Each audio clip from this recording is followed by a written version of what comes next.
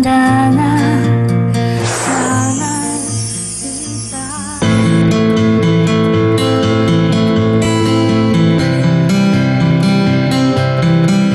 Si Bundang, siya ay bakla, si Lais. Ako naman ay tomboy. Ngayon, wala na po sabi-sabi. Mga 1 linggo po, dumuti ako, nagpadala po ng prutas sa basket. Sa simula nung yung prutas na yun, doon na kami nagkakilala ng tuluyan. Nagpagawa siya ng antena eh. Pagod na pagod ako, tinanong niya ako kung nauubaw ba ako. Sabi ko kahit na ano, basta makakainom, makakaano ng pawis. Maya-maya nahihilo na ako na wala na ako sa paningin ko. Dire-diretso ako sa may kama niya. Pag-isip ko nung time na yun, alas 4 na madaling araw, wala na ako saplo. Binaliwala ko na lang, lumabas ako ng parlor nila. Sinanap ko siya, 1 buwan kalahati dahil hindi na ako, ilang buwan din ako hindi nagkaroon, 2 buwan.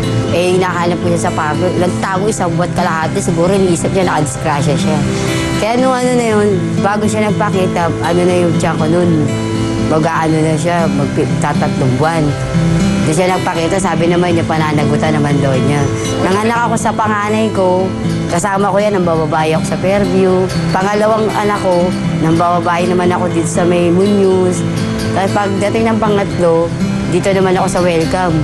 Tapos pag wala na kaming pera, uuwi ako ng bahay, galit-galitan pa ako niyan. Aawahin ko pa yan, dahil alam niya wala na akong pera, naubos na eh. Basta tahimik lang siya, magbibigay ng pera na abot sa akin. Pagka inabot niya na yan, aalis na naman uli ako. Hindi na naman ako uwi 1 linggo. Dito na naman ako magsistayin sa Fairview. Doon kasama ko yung 3 anak ko. Hanggang sa na-realize ko sa sarili ko, tama ba yung ginagawa ko sa asawa ko? Parang mali eh. Ginawa ko, sinabi ko na lang sa babae ko, uuwi na lang kami sa bahay namin kasi parang naawa ko sa asawa ko. Parang mahal na mahal ko na rin yata yung asawa ko kaysa sa babae. Yeah, uwi na kami ng Welcome sa bahay namin dati inupahan. Uwi na kami. Kasi umabot kami ng 5 taon, nagsama na kami. Yun, ang saya-saya namin. Pagka-birthday ng mga anak namin, namamasyal kami kung saan-saan. Pero nung time na yun, nung magsama na kami, parang nagpapaano na siya, nagpaparamdam. Parang hindi ko na kaya. Sabi ko, anong hindi mo kaya? Hindi mo kaya tanggapin. Hindi yun parang hindi na rin ako tatagal sa mundo to.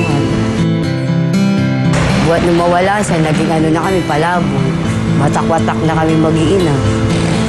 Kaya yun, ginawa ko na lang, nag-isip na lang ako magtrabaho mamasura. Eh, yung mga anak ko, minsan namamalimos.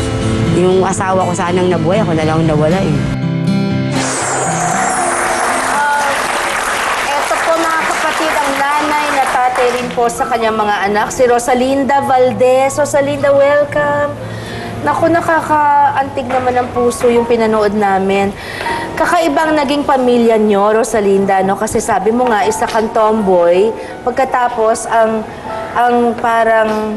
Asawa well, ko, ang naging asawa mo, na noong una ay parang gumahasa sa'yo, ay isang bading, si Lahis, ano? Na na-inlove sa'yo dahil pogi ka. Okay? Tapos, parang nilagay niya ng pampatulog yung inumin. Tapos noon, hanggang sa nagdalang tao ka na nga at tuloy-tuloy. Kailan lang yung pinayagan mong magsama kayo? Para lang po sa magiging anak po namin. Ay, ano rin naman ng mga puso nyo? Mabuti rin naman dahil inisip niyo yung bata. So, pinagbigyan mo siya. Pero sinabi na niya sa'yo na mahal ka niya. Inamin niya naman po na mahal naman po ako, hindi na po siya manlalako. At hindi na rin po ako mababay, sabi ko sa kanya. Ayun. Basta ang ko lang, mahalin natin yung mga magiging anak natin. Kakayanin natin doon sa kamatayan. At ilan yung mga anak niyo? Ngayon po, yung pang-4 ko po, hindi niya po nakita. Kasi biglaan nga po, namatay po siya. 2 buwan naman po yung tiyan ko na naiwan niya. Anong hindi na nakita? Yung pang-4 ko po. 4 po ang anak namin. Oo. Paano hindi nakita? Hindi niya na po nakita yung... Ako baga namatay siya bago ka manganak dahil buntis ka nun. So, 4 ang anak mo. Na nasa'yo? Yun, inaano ko na lang po sa 4 na anak ko. Binubuhay ko na lang po yung pamamasura nga po. Kahit ano pong trabaho, pumasok man po ako ng matino, hindi ko po maano kasi po, wala po mababante sa 4 na anak. Sa mga anak ko, oo. Ngayon, ginawa ko na lang po, binubuhay ko na lang po sila sa mamamasura. Kasama mo sila? Oo. Anong oras ka gumigising sa umaga? Kayo ng mga... Nagising po kami. Halimbawa po, pagka nagsimula po kami itong oras na ito, no, alas 12 ng tanghali, uuwi po kami sa tinutulugan po namin plaza sa gilid po ng nasa. Gigising po kami dyan, baka alas 2, alas 3, mga ngalakal na po kami mag-iina. Kaya yung mga anak ko po, hindi po masyado nakakatulog dahil nga po sinasama ko po sa pangangalakal. Okay, Rosalinda, sa pinaka lowest point na masasabi ng iyong buhay, pinaka low na bagsak na point ng buhay mo, minsan ba naisip mong ipaampo ng mga anak mo? Nung time na po na nawala po yung asawa ko, di nag-isip po ako kung ano po trabaho nga po kukunin ko. Eh wala naman po akong maisip na matino kasi nga po wala po mag-iiwan sa pangapat kong anak. Ginawa ko po, abang naglalakad po kami sa sikat ng araw, sa mga gitna ng kalsada, pag nagdadaan po kami sa may bantay bata, parang gusto ko na po silang iwan dun at kausapin yung guardian na pwede po bang iwan na lang po yung dalawa kong anak ko. Alam po, maya-maya po parang may bumubulong po sa akin, kayanin ko raw po. Ayun po, lahat po, ginagawa ko kahit ano po. Naku, napakahirap talaga sa isang ina. Hindi naman madali yun, ano? Alam mo po, kahit pag-uwi po namin mga alas 9 ng gabi, ang pahinga lang po namin, 3 oras. Mga alas 2, alas 3, babangon na naman po kami para mangalakal. Ano ba yun? Mga alas 12, ganyan po. Aalis po kami. Sasama ko po yung dalawa kong anak. Magkano kinikita nyo sa Isa isang naman araw? po, kung makaisang sako po kami, 2 sako. Minsan, kikita po kami ng 300.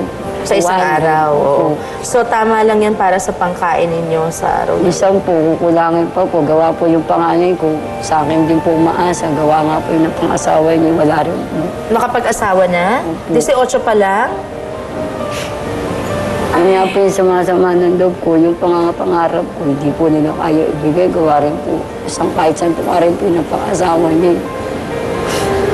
Ito po, tuloy pa rin po ang usapan namin ni Rosalinda sa ating pagbabalik dito po sa Kasama Mo Kapatid. Huwag po kayong aalis.